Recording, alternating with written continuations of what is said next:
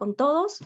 Mi nombre es Natalie Galvez, coordinadora de Enginson, y les damos la más cordial bienvenida al e-talk, interpretación del API 579, Fitness for Service y su impacto en el mantenimiento y la confiabilidad, el cual estará a cargo del ingeniero Jorge Luis González, quien es profesor e investigador del Departamento de Metalurgia y Materiales del Instituto Politécnico Nacional de México, con estudios de ingeniería y maestría en metalurgia, el IPN, doctorado también en metalurgia y mecánica de fractura en la Universidad de Connecticut, en Estados Unidos, postdoctorado en fractura de ductos en Japón, y además cuenta con más de 30 años de experiencia en investigación y desarrollo tecnológico en integridad mecánica, metalúrgica, mecánica de fractura y análisis de falla. Ha dirigido más de 120 proyectos de A&D para la industria y ha publicado más de 230 artículos científicos. Es autor también de los libros, de varios libros. Es instructor también autorizado de ASME para el estándar API 571, ASME, y también para el Fitness for Service, API RP 580, en Risk Basic Inspection, y el API RP 581 Risk Basic Inspection Methodology. Es experto de prestigio internacional en las áreas de mecánica de fractura, integridad mecánica y análisis de falla. Para una mayor comunidad de los participantes, podrán ir haciendo sus preguntas a través del chat, y al finalizar el e-talk se procederá también con la lectura de estas. A continuación, le doy pase al ingeniero Jorge Luis González. Buenas noches, ingeniero, adelante. Buenas noches, muchas gracias por asistir a esta videoconferencia. El tema que les voy a presentar es un tema que ha cobrado mucha relevancia en los años recientes, porque el estándar API 579-1 diagonal ASME FFC-1, Fitness for Service, es la metodología que se ha aceptado universalmente para evaluar la integridad mecánica de equipos de proceso y componentes estructurales en muchas industrias, pero principalmente en la industria petrolera, petroquímica, generación de energía y en la industria del transporte por ducto, por mencionar las más importantes. Bueno, ya me hicieron favor de leer mi reseña curricular. Bueno, quizás sea importante nada más comentarles que precisamente al regresar de mi doctorado, al concluir mi doctorado e incorporarme como profesor al Politécnico Nacional, pues mi intención fue poner en práctica los conocimientos que yo había adquirido durante mi doctorado. Yo hice el doctorado en mecánica de la fractura. Y bueno, después de tocar muchas puertas, finalmente logré que me escucharan en Petróleos Mexicanos, que en aquellos años tenía el monopolio de toda la extracción, transporte, almacenamiento y procesamiento de hidrocarburos. En aquellos años Pemex tenía unos 60,000 kilómetros de ductos, 6 grandes refinerías, más de 70 terminales de almacenamiento y distribución, más de 140 plataformas marinas y una gran cantidad de estaciones, bombeo, compresión, en fin, eran muchas instalaciones. Y nosotros empezamos aplicando la mecánica de fractura para la predicción de la resistencia remanente de ductos que tenían daños introducidos por el servicio. Y bueno, esto se volvió una cosa muy grande de pronto, precisamente porque aplicando las metodologías de mecánica de fractura logramos no solamente incrementar la seguridad de los ductos y prevenir fallas, sino que lo más importante fue que le generamos ahorros enormes a Pemex Y bueno, esto llevó a que Pemex nos asignara la tarea de evaluar la integridad mecánica de sus ductos y sus equipos en refinerías y plantas petroquímicas. Y eh, por estos contratos fundamos el Grupo de Análisis de Integridad de Ductos en 1996, perdón, 98. Y por ahí entre el año 2010 y más o menos hasta el 2015, el grupo llegó a ser muy grande, llegamos a tener más de 500 empleados y poco más de 15 oficinas distribuidas en todo el país. También hicimos mucho trabajo en el extranjero, principalmente en Ecuador, en Colombia, en Holanda, Canadá, en Australia y un poquito en Alemania. Y bueno, como resultado de estos trabajos, introdujimos en 1995 los primeros procedimientos de análisis de integridad mecánica de ductos. Después también introdujimos los procedimientos para hacer integridad mecánica en refinerías. Y el resultado fue, acumulamos un enorme background en el entendimiento de estas metodologías. Y de pronto llega en el año 2000 la práctica recomendada API 579, en aquellos años se llamaba nada más así, cuando nosotros teníamos ya 5 años aplicando estas metodologías, pero como suele suceder en nuestros países, cuando podemos desarrollar una tecnología propia, pero de pronto viene la tecnología americana y a veces los directivos de las empresas, o que en el caso de México, pues son políticos, muchos de ellos, pues entonces decidieron tomar este estándar como documento de referencia y bueno, no estuvo mal. Al contrario, decidimos tomar la oportunidad para asimilar este estándar, conocerlo, comprenderlo. Incluso en este momento estamos preparando una propuesta para enviar a API un método para evaluar los defectos de agrietamiento inducido por hidrógeno en ductos de transporte de hidrocarburos. Así es que, pues bueno, sí hemos estado trabajando mucho en esta área. Como mencionó la persona que me hizo el favor de hacer la introducción,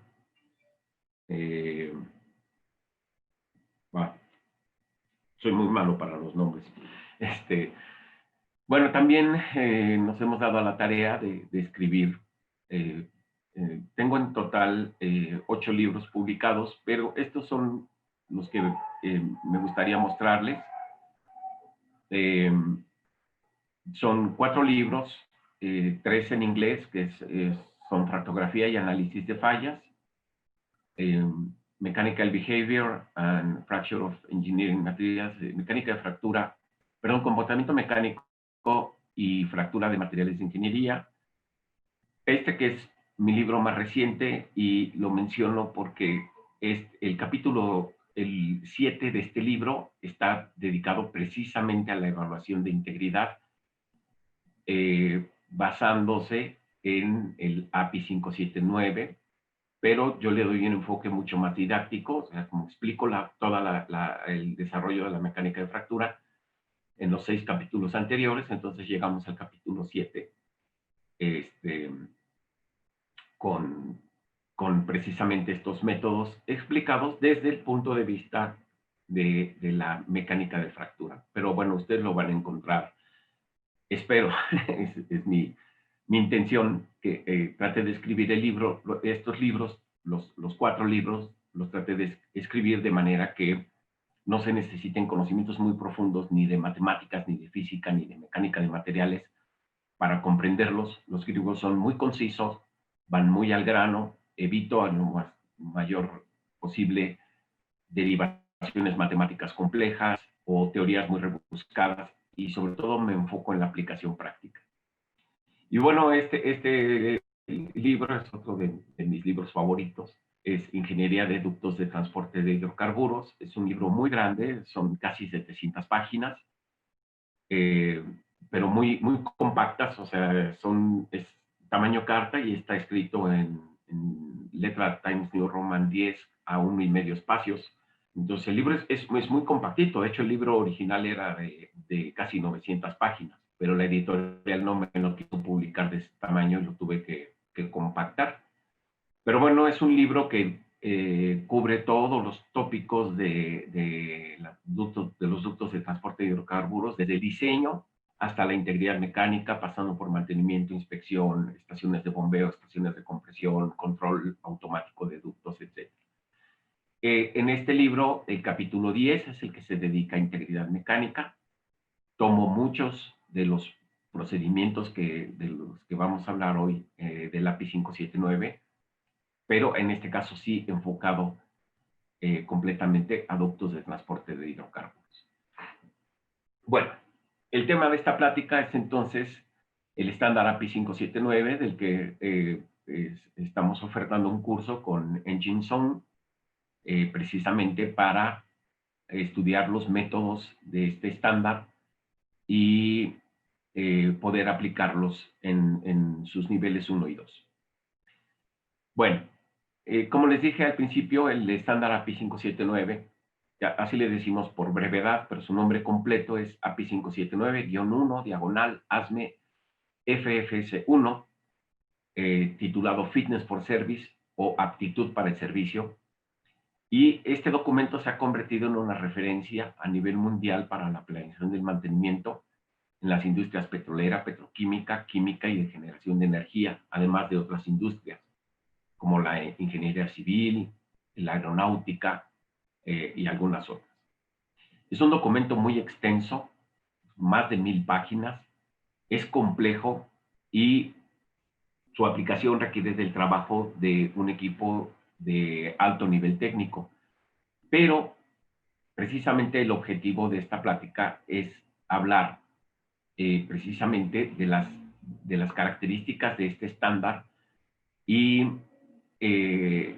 bueno, aclarar algunos mitos y explicar algunas cosas misteriosas que tiene este documento.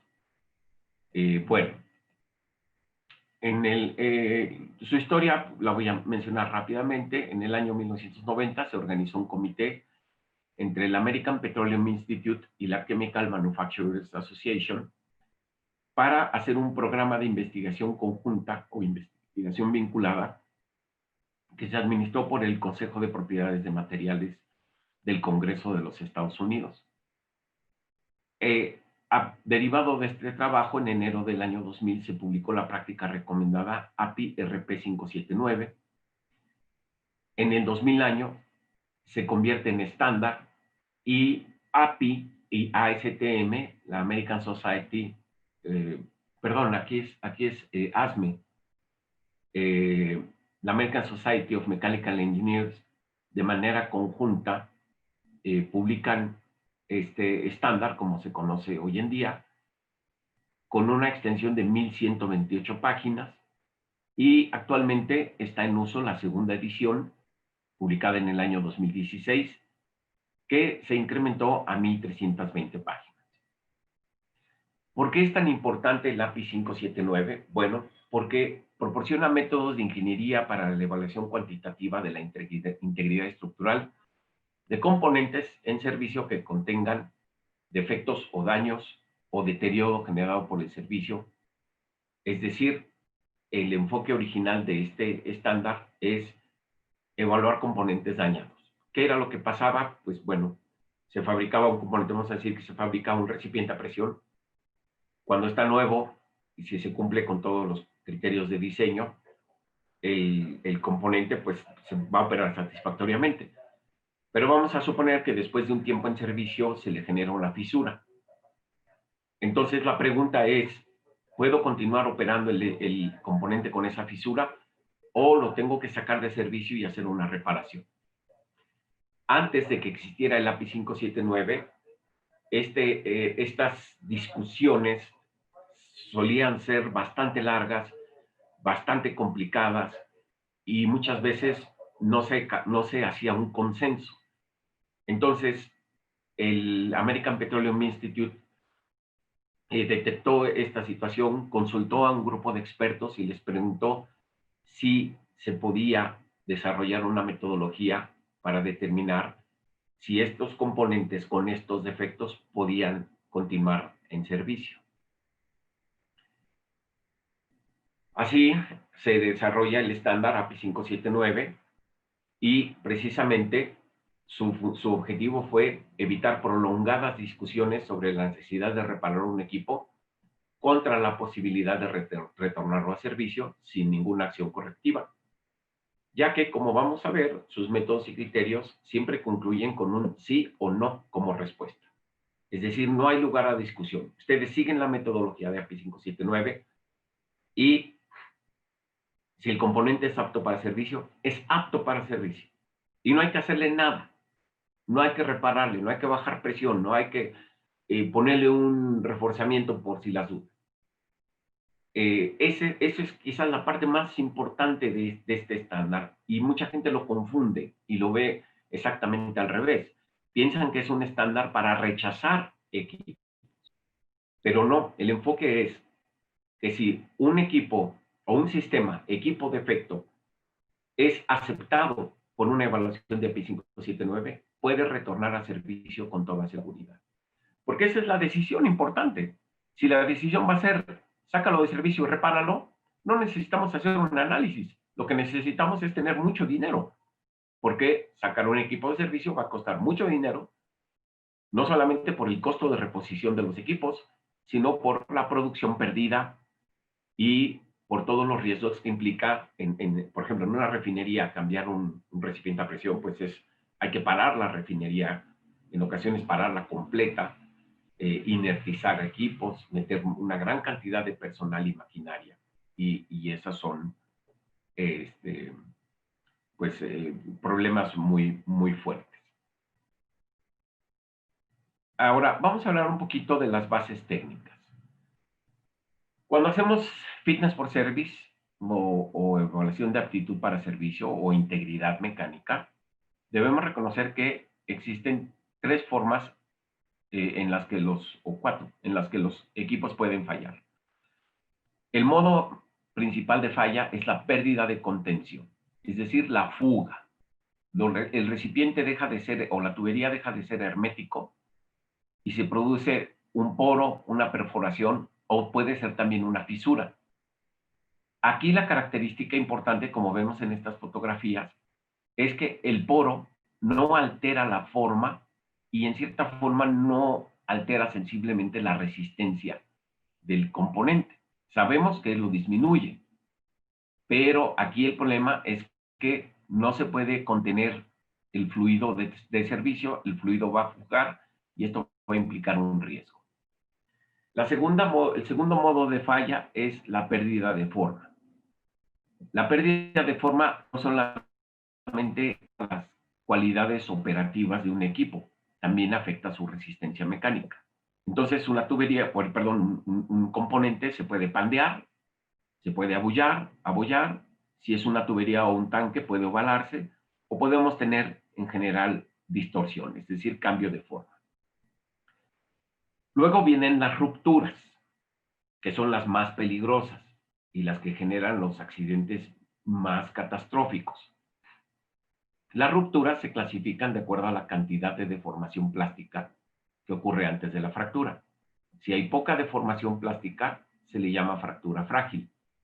Y si hay mucha deformación plástica, aquí podemos ver esta tubería que se abrió así, como, se deformó bastante y se abrió, entonces tenemos una fractura dúctil. Y tenemos una cuarta forma de falla, que es el colapso plástico, que es una pérdida de forma, pero extrema. Aquí, por ejemplo, bueno, esta es una lata de refresco, pero si esto fuera una tubería y la aplastáramos así de fuerte, el fluido ya no puede pasar por esta sección y entonces la tubería pues ya no sirve. Entonces decimos que falló. Para determinar la resistencia de los materiales, se recurre a la curva esfuerzo de formación en tensión. Esta curva se obtiene de una prueba que se realiza tomando una probeta de un tamaño, de una sección transversal y una longitud inicial, se sujeta en la máquina y se estira y se registra el alargamiento y la fuerza de estiramiento. La fuerza la dividimos entre el área de sección transversal y el alargamiento lo dividimos entre la longitud inicial y obtenemos el esfuerzo y la deformación. Los materiales generalmente van a tener un comportamiento elástico al principio, es decir, aplicamos esfuerzo, tenemos deformación, pero si quitamos el esfuerzo, el material recupera forma y dimensiones. Pero esto sucede hasta un límite que se llama esfuerzo de excedencia o límite de excedencia, y después del cual el material se va a empezar a deformar permanentemente. Ojo, no se pierde la elasticidad, por eso se le llama comportamiento elástico-plástico. Entonces, si quitamos la fuerza, el material tiene una recuperación elástica, pero se queda con una deformación permanente.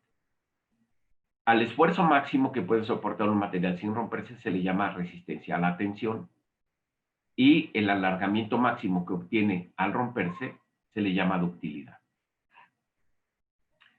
Entonces, combinando la definición del esfuerzo, que es fuerza entre área, y la curva esfuerzo de formación, vemos cómo se hace el diseño de cualquier componente mecánico.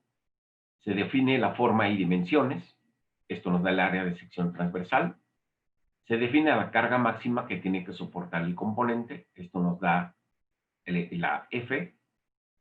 Calculamos el esfuerzo y buscamos, aquí está un poquito mal la figurita, bueno, esto debe ir aquí abajo, pero buscamos un material de manera que la resistencia del material multiplicada por un factor de seguridad nos dé un valor mayor que el esfuerzo aplicado. Es decir, vamos a buscar un material que sea más fuerte que el esfuerzo que estamos aplicando y luego le vamos a meter un extra, que es el factor de seguridad. Si logramos cumplir con esa condición, tenemos un diseño. Si no lo hacemos, lo que vamos a hacer es buscar otro material que tenga la resistencia suficiente, pero que además cumpla con todas las demás características del diseño. Si no lo logramos, generalmente se va a buscar limitar la carga, y si no se puede limitar la carga, entonces se va a buscar hacer un material más grueso. Esta será casi siempre la última opción porque al hacer un material más grueso, primero se incrementa su costo, se incrementa el costo de fabricación y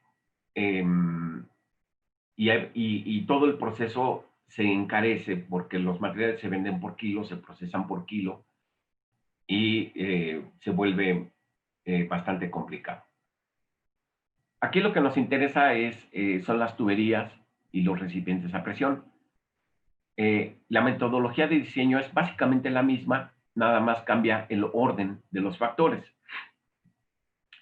En el diseño de recipientes a presión y tuberías, primero definimos la dimensión, después la carga, y con estos datos vamos a calcular el espesor utilizando la fórmula.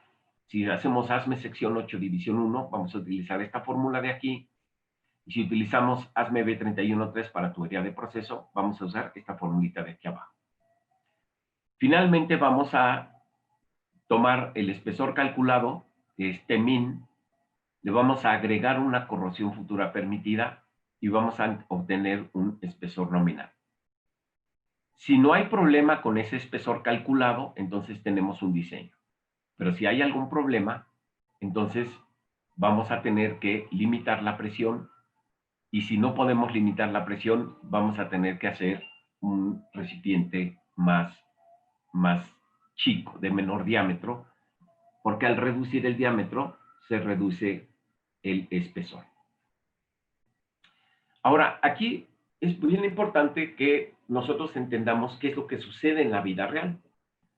Aquí muestro un ejemplo de un cálculo de una tubería de 24 pulgadas que va a trabajar a 285 PSI con una corrosión futura permitida de 50 milésimas y aplico la fórmula de B313 y resulta que me da un espesor requerido de 212 milésimas, le sumo las 50 milésimas de corrosión futura y obtengo 262 milésimas, pero resulta que nadie fabrica tubería de 262 milésimas.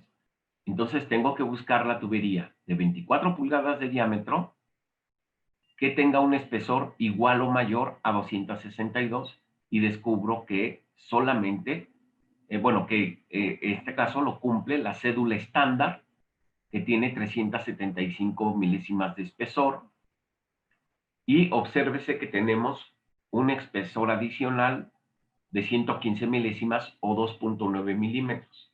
Es decir, que no solamente tenemos el factor de seguridad por el diseño, sino que tenemos un sobreespesor por la cédula. ¿Por qué les platico esto? Bueno, se los platico porque precisamente estos sobreespesores son los que nos van a dar la pauta para utilizar las metodologías del API 579. Ahora vamos a hablar rapidísimo de mecánica de fractura.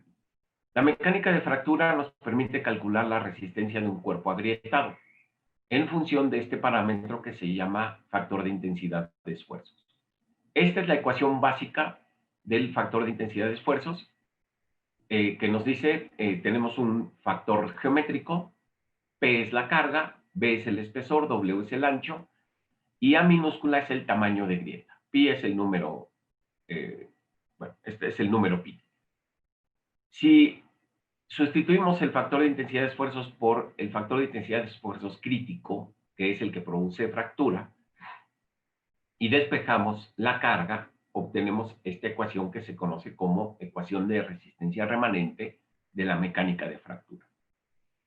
Entonces, si hacemos una gráfica de carga contra tamaño de defecto, la curva de resistencia residual por mecánica de fractura nos va a dar esta hipérbola. Todos los puntos que caigan sobre o fuera de la curva va a significar que este tamaño de grieta para este espesor, estas dimensiones y esta tenacidad de la fractura, el material no lo va a soportar y se va a romper. Entonces le llamamos falla. Ahora, esta ecuación tiene una limitante. Nótese que si A tiende a 0, la carga de falla tiende a infinito. Entonces necesitamos encontrar los límites de aplicabilidad de esta ecuación y se encuentran a partir de un criterio que se llama criterio de la sección neta, el cual nos dice que el esfuerzo de falla va a ser igual al esfuerzo inicial menos la cantidad de reducción de sección transversal que introduce la fisura o la grieta. Y esta ecuación es una línea recta que va hacia abajo. Entonces, donde la ecuación intersecta, donde el esfuerzo de fractura predicho por el criterio de sección neta queda abajo del criterio de carga de falla por mecánica de fractura, entonces vamos a tener los límites de aplicabilidad de esta ecuación. ¿Qué hacemos entonces en mecánica de fractura? Bueno, generalmente tenemos un límite de diseño establecido por un límite de carga establecido por el diseño. Entonces entramos con este límite de diseño, intersectamos la curva, la combinación de estas dos curvas se llama curva de resistencia remanente y encontramos el tamaño aceptable de defecto. Ahora, casi nadie ocupa los equipos a su límite de diseño. Casi siempre los usamos un poco más abajo. Entonces, en algún punto más abajo vamos a tener el límite normal de operación. Cuando un defecto falla a las cargas del límite normal de operación, se dice entonces que tenemos el tamaño crítico de defecto. Ahora, les voy a hablar rápidamente del desarrollo más importante de la mecánica de fractura de los últimos 40 años, que fue el criterio de los dos parámetros. un grupo de investigadores en Inglaterra encontraron que si calculamos el parámetro KR, que es el factor de intensidad de esfuerzos aplicado entre la tenacidad de la fractura del material, y metemos un parámetro que originalmente se le llamó SR, Stress Ratio, que era el esfuerzo aplicado entre el límite de excedencia, pero después se cambió a carga, la L es de load, entonces load ratio es la carga aplicada entre una carga límite especificada para el componente. Bueno, un grupo de investigadores liderados por una persona de apellido Milne encontraron esta ecuación, y esta ecuación nos permite determinar los límites de aceptabilidad de un cuerpo que contiene grietas. Calculamos el valor de KR, calculamos el valor de LR. Si las coordenadas LR, KR caen dentro de esta región que se llama región aceptable, entonces el componente puede soportar la presencia de la grieta. Si el punto cae sobre o fuera de la curva, entonces estamos en la región no aceptable y el componente tiene que ser reparado o sacado de servicio. Estos investigadores además descubrieron que si la relación KR sobre SR es mayor de 1.8, la fractura es frágil, es decir, sin deformación plástica, una fractura súbita y catastrófica. Si estamos entre 1.8 y 0.2, la fractura es elastoplástica, es decir, con un poco de deformación plástica. Y si la relación KR sobre SR es igual a 0.2, entonces tenemos una fractura dúctil. Esta plática es muy rápida, no me da tiempo de explicarles las implicaciones de conocer esto, pero créanme, es sumamente importante. Ahora, el API 579 nos sugiere 3 metodologías para evaluar la resistencia remanente. Para evaluar la aceptabilidad de defectos. La más importante es el factor de resistencia remanente o Remaining Strength Factor. El criterio es que si el Remaining Strength Factor es mayor o igual que un valor aceptable, el componente se acepta. Y el Remaining Strength Factor lo calculamos como la carga de falla del componente dañado entre la carga de falla del componente sin daño. Obviamente, un componente que tenga daño tiene menos resistencia que un componente que está libre de daño. Entonces, este valor de RCF va a ser un valor que se va a ir acercando, va a empezar en 1, o bueno, puede ser incluso mayor de 1, pero lo que nos va a importar son los valores menores de 1. Entonces, cuando se acerca a un valor límite, por ejemplo, 0.8, entonces ahí decimos que estamos perdiendo resistencia remanente. El estándar API 579 también utiliza otros métodos, como son las curvas de evaluación, que es el caso que les mencioné hace un momento, de mecánica de fractura.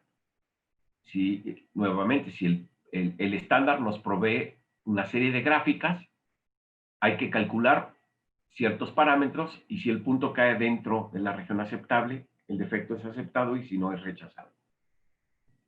Y tenemos lo que le llaman las curvas de excepción. Aquí, como ven, la diferencia entre las curvas de evaluación y las curvas de excepción es que las curvas de excepción se basan en un dato, mientras que las curvas de evaluación tenemos que hacer un cálculo. En este caso, vemos la curva de aceptabilidad de un componente por fractura frágil.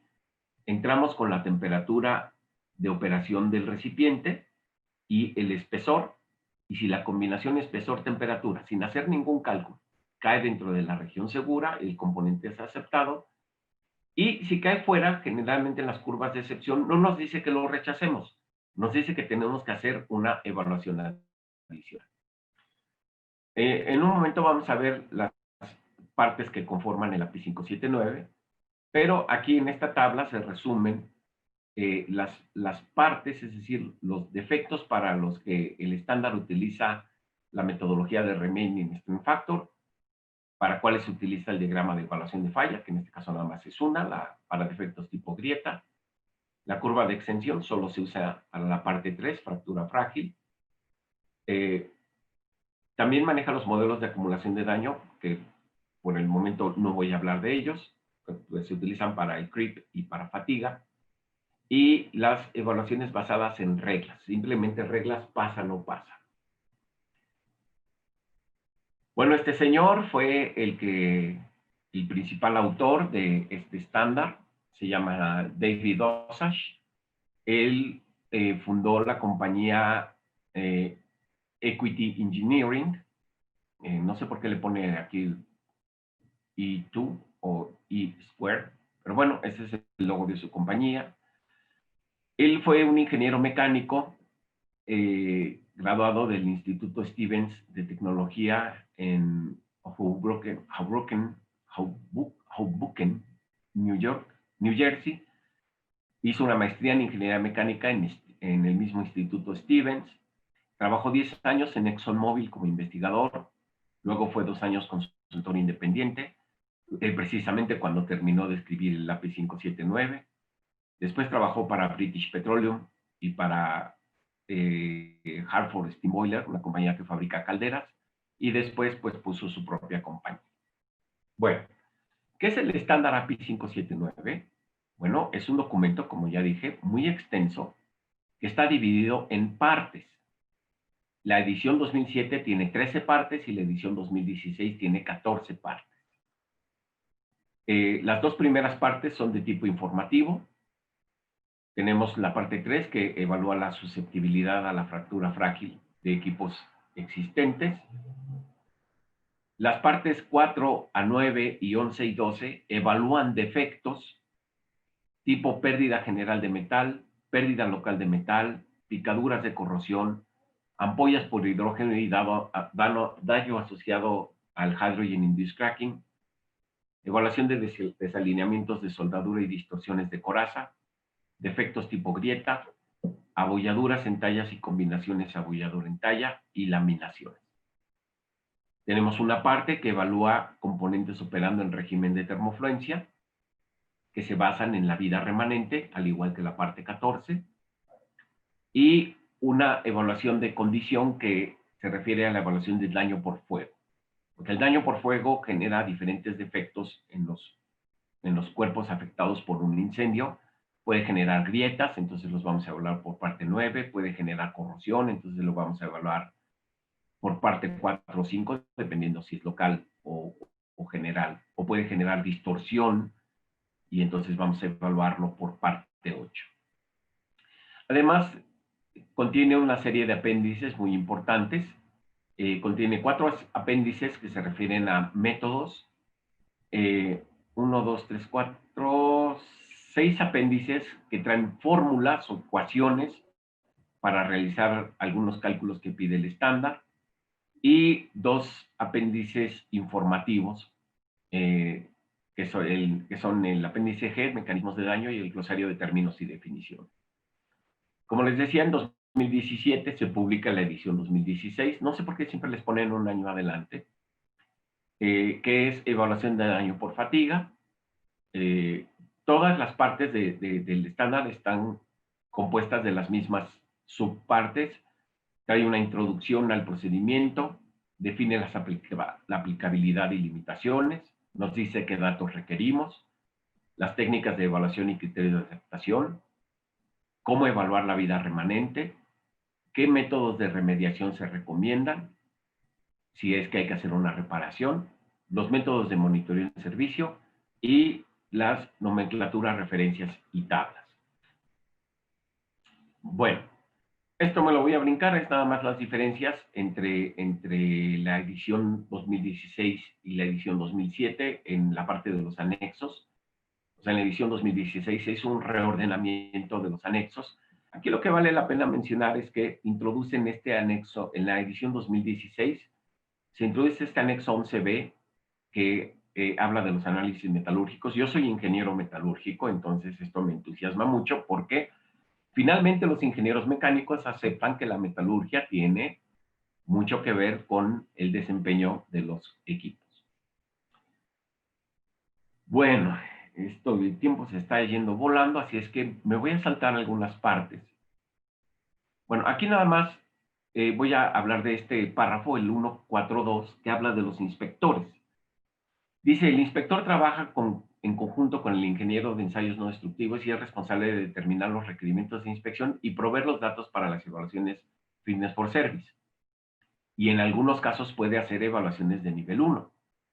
Bueno, uno de los motivos de esta charla es precisamente comentarles que no le pidan a sus inspectores API 510 o 570 que hagan Fitness for Service. Generalmente no están capacitados, cuando mucho pueden hacer evaluaciones de nivel 1. Ahora, hay unos inspectores API 510 y API 570 que sí saben hacer evaluaciones de Fitness for Service, pero es porque se han puesto a estudiar aparte. Han tomado cursos, han comprado libros, los han estudiado. Por cierto, no existe certificación para API 579. Se considera tan compleja y tan difícil que habría pocas personas en el mundo que podrían aprobar un examen de Fitness for Service en una sola entrega. Bueno, vamos a hablar rápidamente de los procedimientos de evaluación de aptitud para servicio. El estándar API 579 considera estas 4 formas de daño: fractura frágil, corrosión, erosión, defectos tipo grieta, daño por fuego, daño por termofluencia y daño mecánico. Y en la edición 2016 se agregó daño por fatiga. Y estas son las partes que consideran la evaluación de este tipo de defectos. El procedimiento para evaluar la aptitud para servicio se puede resumir en estos 9 pasos. Paso número 1, identificar el mecanismo de daño y el defecto. Aquí les recomiendo leer el anexo C del estándar que habla de los mecanismos de daño, y si alguien quiere profundizar más, pueden leer el API RP 571. El paso número 2 es definir la aplicabilidad y limitaciones del procedimiento. En el paso 3 se recaban los datos e información necesaria. En el paso 4 se seleccionan las técnicas de evaluación y los criterios de aceptación. El paso 5 es la evaluación en sí. API 579 separa la evaluación de aptitud para servicio de la vida remanente, pero en realidad los trabaja de manera conjunta. Y si el componente resulta rechazado, entonces tenemos que seleccionar los métodos de reparación o remediación. Y si el componente resulta aceptado, entonces lo único que se hace es monitorear el desempeño del componente en el futuro. El estándar nos provee los métodos de monitoreo en servicio. Y finalmente, el paso 9 es documentar la elaboración, que generalmente implica la elaboración de un reporte. Ok, esto me lo voy a brincar. Y bueno, vamos a hablar de las dificultades de la inspección. Es decir, cómo pasamos del papel, cómo pasamos del documento a la vida real. Porque no es nada más, voy a hacer evaluaciones API 579, sí, perfecto, ve, haz una inspección, dame los datos y leo la sección correspondiente y aplico las fórmulas.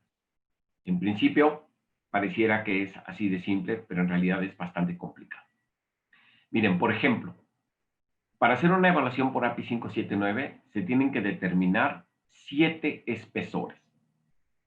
Sorpresa, la mayoría de la mayoría de los inspectores que mandamos a campo nos dan el espesor medido en campo, que es este valor TC.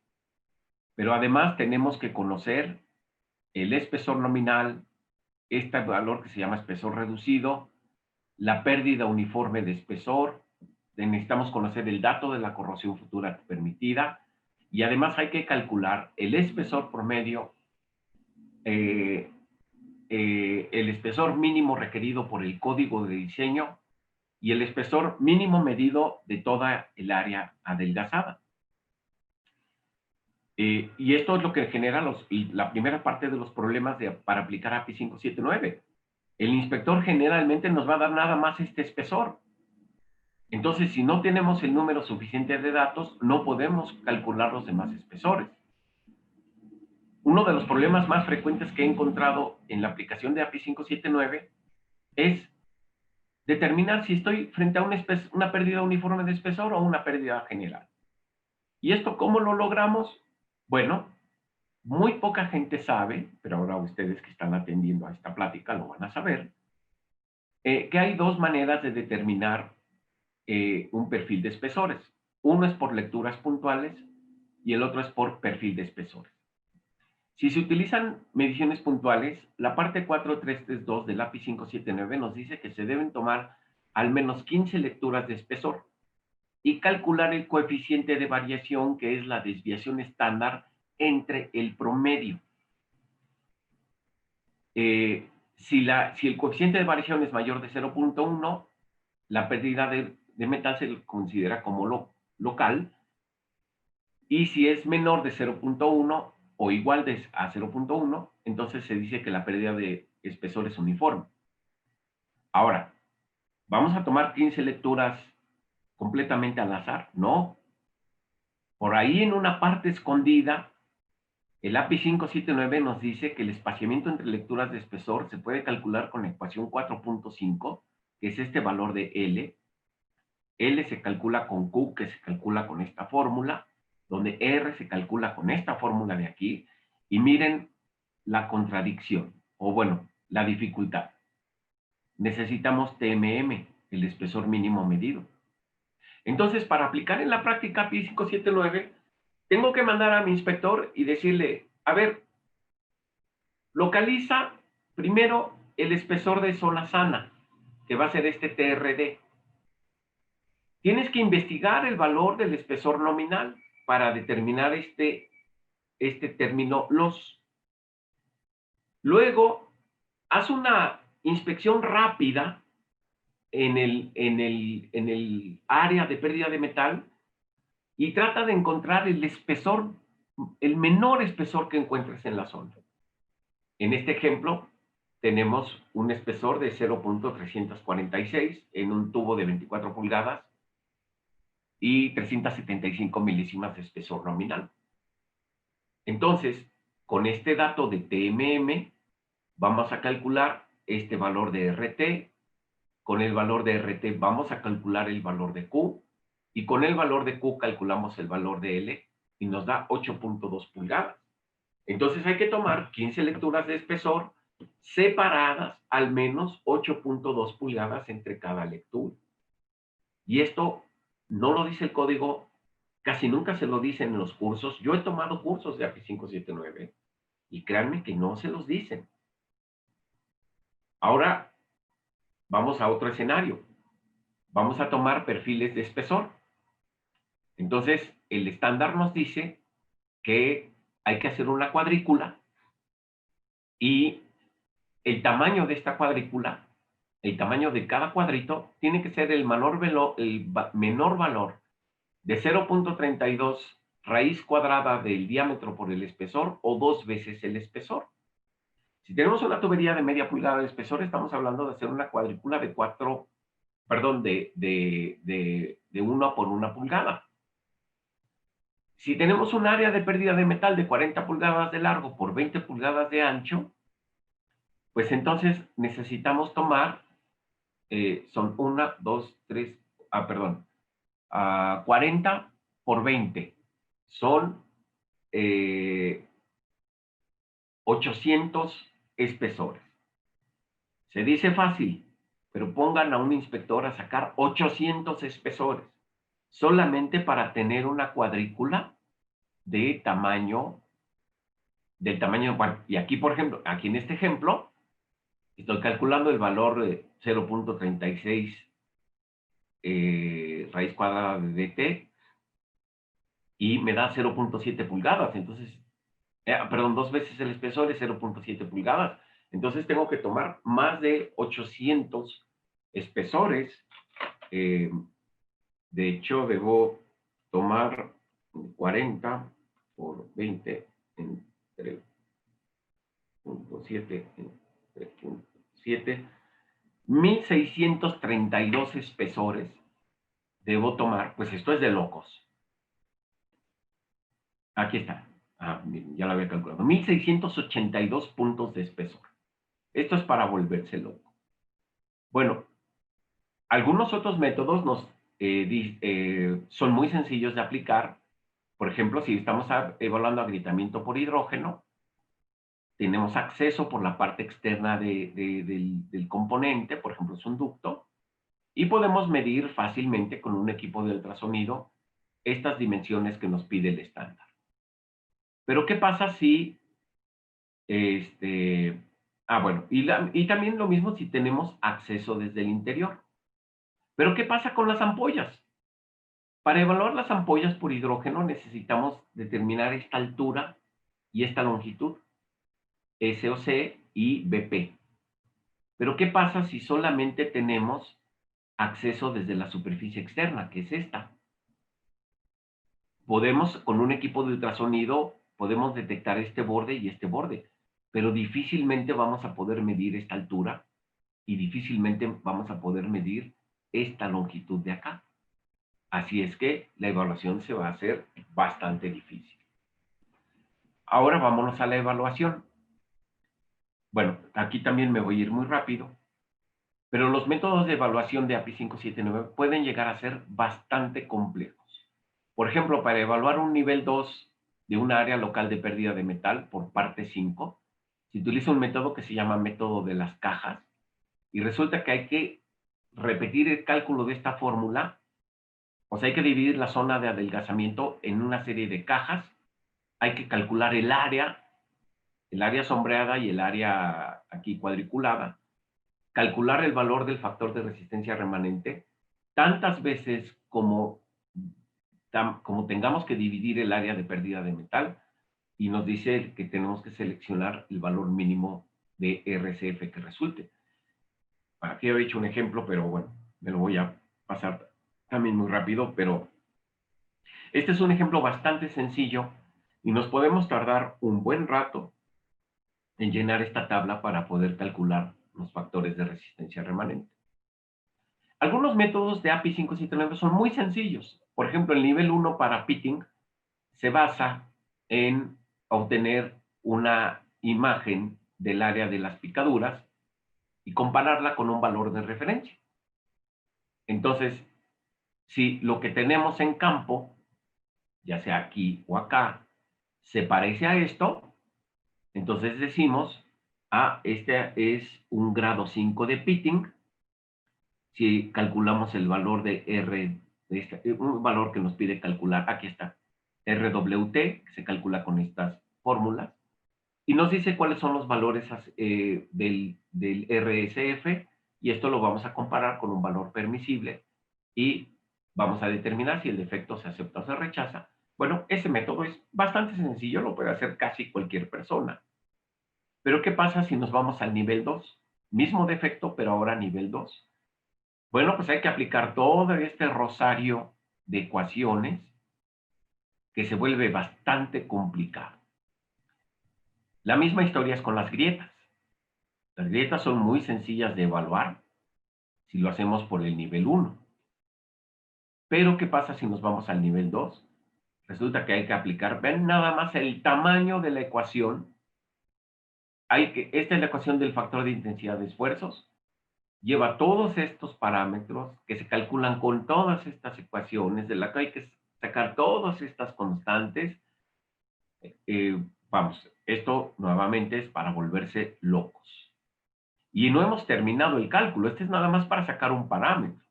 Después hay que sacar todos los demás parámetros para finalmente entrar a la curva de evaluación.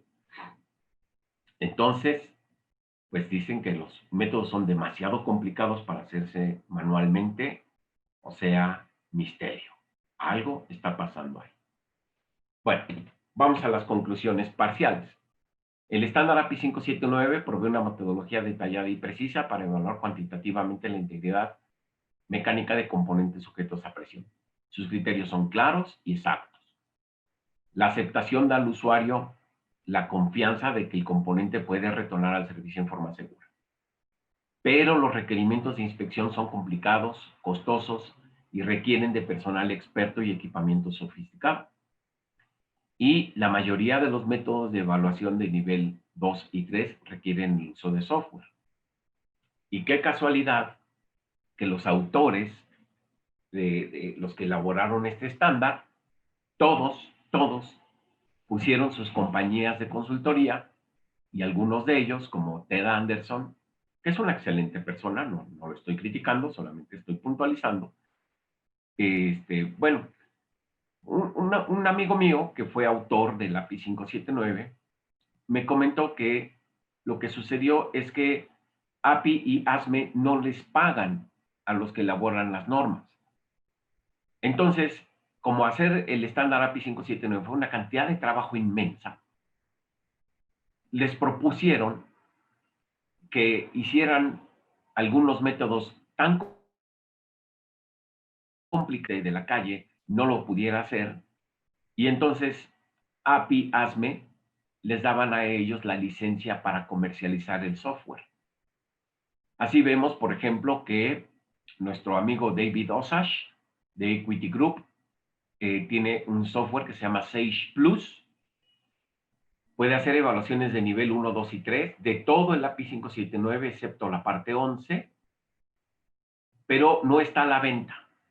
Si ustedes quieren evaluar un daño, tienen que solicitarle una cotización a Equity Group, y Equity Group les va a decir, sí, como no, te evalúo tu reactor que tiene abolladuras y te cuesta tantos miles de dólares. Ted Anderson, que es uno de los autores más importantes de mecánica de fractura en el mundo, trabajó muchos años en la Universidad Texas A&M. A él también tuve oportunidad de conocerlo personalmente. Él también se retiró de la universidad, puso su compañía y él tiene un software que es de los mejorcitos, que se llama Signal. Puede hacer evaluaciones de nivel 2 y 3, 1 y 2 de todas estas partes que vienen aquí. Y luego vienen una serie de software de diferentes compañías que son muy especializados para para algunas partes y solamente niveles 1 y 2 de evaluación. Bueno, ya para concluir, entonces, ¿por qué es tan importante el API 579? Bueno, miren, esta es una estadística que se publicó en el Journal de Pipe Technology. El artículo se llama Asegurando la seguridad, Ensuring the Technical Safety. Bueno, en español se oye horrible. Garantizando, vamos a decir, la seguridad técnica de la infraestructura de gas en Alemania.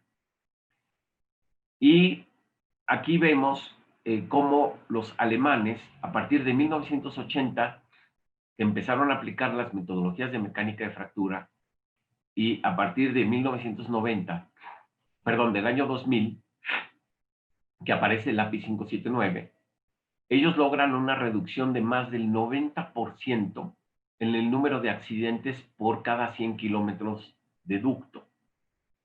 Entonces, la reducción es espectacular y los alemanes actualmente pues están trabajando bastante bien. Esta gráfica está hecha hasta el 2015, pero la expectativa es que los alemanes prácticamente se van a deshacer de las fallas de ductos por allá no muy lejos del año 2030 quizás.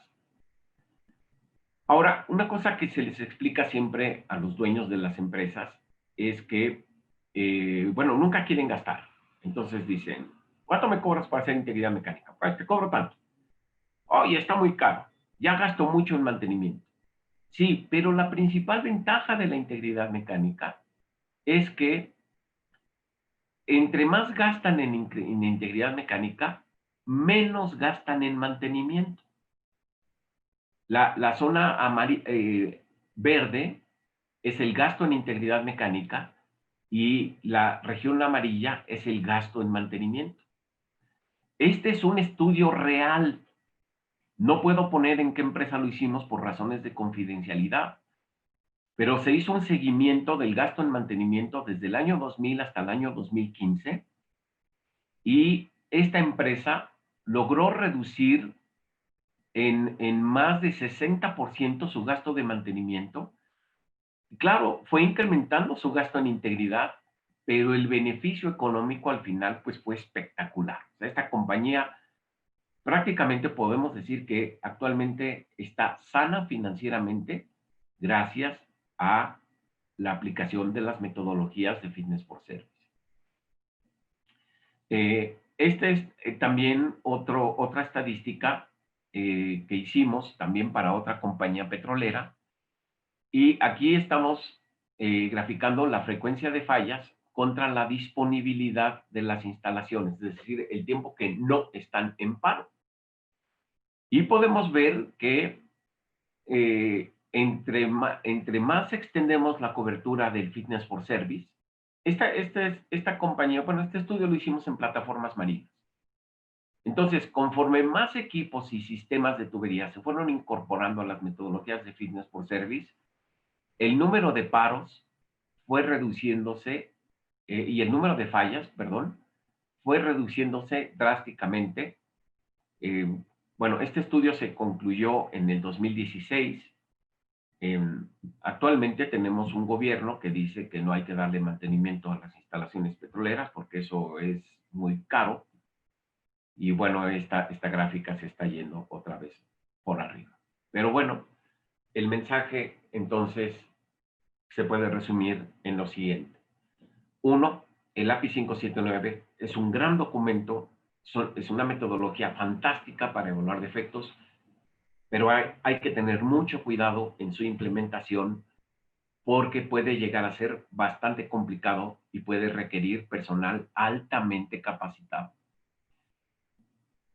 Ahora, si logran implementar un programa de evaluación de integridad efectivo, van a ahorrar mucho en mantenimiento correctivo y van a ahorrar mucho, van a reducir mucho su frecuencia de fallas y van a incrementar notablemente la disponibilidad de sus instalaciones, ya que en sus metodologías y en sus procedimientos, el estándar API 579 nos obliga a estar constantemente, por decirlo de una manera, tomando la radiografía de los equipos, sabiendo cómo están, qué fenómenos son los que los están perjudicando y cómo podemos controlar esos fenómenos para tanto reducir sus efectos como prever la ocurrencia de fallas y tomar acciones correctivas a tiempo. Wow, me aventé una hora casi exactita, pero bueno, pues muchas gracias por su atención. Espero que esto haya servido para motivarlos a tratar de conocer más sobre este estándar, entenderlo, y créanme, sea una empresa pequeña o sea una empresa muy grande, la aplicación de las metodologías de integridad mecánica siempre va a dar una ganancia mucho mayor, varias veces mayor que el dinero que se invierta en hacer las evaluaciones de integridad. Bueno, Sí. sí. Agradecemos al instructor por su presentación de hoy. Vamos a pasar a lo que es la rueda de preguntas. Solamente por el tiempo tomaremos 4 preguntas que nos han dejado a través del chat. De acuerdo, el espectador anónimo me dice que qué pasa cuando se le aplica un envejecido de 7 días a una muestra de acero con 0,9% de carbono y microestructura benítica. Bueno, depende a qué temperatura hagas el envejecido. Lo que va a pasar básicamente es que la vainita se va a disolver y va a formar carburos esféricos, y tu acero se va a ablandar. Eso es lo que va a pasar. Ahora, 7 días es mucho tiempo, ¿eh? No sé, si aplicas un envejecido a 550 grados centígrados, segurito después de 7 días vas a terminar con ferrita, tienes 0,9%, 0,09% de carbono, eso es muy poquito. Prácticamente vas a terminar con un fierro dulce, bastante blandito, que lo vas a poder doblar con tus manos. Walter González Zapatero nos pregunta si la edición 2016 de API 579 viene incluidos modelos de daño para componentes sujetos a ciclos térmicos. Sí, sí viene en la parte 14, precisamente para fatiga térmica, nada más que, vamos, esto es de nivel doctorado, porque hay que hay que hacer una combinación efectivamente de los parámetros de Larson-Miller con los métodos de conteo de ciclos y con los métodos de acumulación de daño de la regla de Miner. ¿Ok? Pero sí viene. Joachim, también un exalumno brillante, que tuve en la maestría en el Politécnico.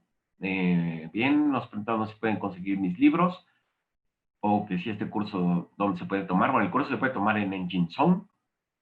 Y los libros, bueno, los pueden adquirir en Amazon, pero son bastante caros. Entonces, nosotros tenemos tenemos un laboratorio de metalurgia y una empresa de consultoría que también distribuye mis libros directamente. No sé si Engine Zone si puede hacer el anuncio o, bueno, lo pueden buscar en internet, ponen mi nombre y ponen el nombre del libro y ahí va a aparecer la página de la compañía donde también los vendemos directamente a un precio mucho más accesible que el que viene en Amazon o en BookBook o en Kindle o cualquiera de estas plataformas de venta de libros. Bueno, no sé si hay alguna pregunta más o la quieran hacer también. Sí, parece que con eso ya estaríamos finalizando la rueda de preguntas. Les agradecemos a todos los asistentes su participación del día de hoy y les comentamos que este talk ha sido grabado para que lo puedan volver a ver y esta grabación estará disponible en un plazo de 72 horas y lo podrán visualizar en nuestro campus online. Les hemos dejado a través de nuestro chat un enlace que los llevará al catálogo. Pueden escoger el talk que deseen, en este caso el del doctor Jorge Elvis González, ¿no? Y encontrarán la grabación para que lo puedan volver a reproducir.